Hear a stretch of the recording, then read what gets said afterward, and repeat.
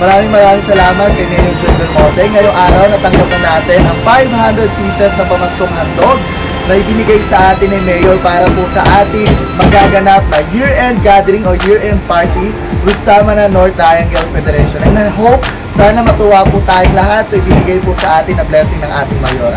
Ako si Roy Sakal ng Samana North Federation. Kasama ko po yung leader po ng aming asosasyon. Maraming salamat po. Ina ng aming lungsod, Mayor Joy Belmonte, sa pamaskong handog para po sa aming year-end party na magaganap po sa Linggo, December 17,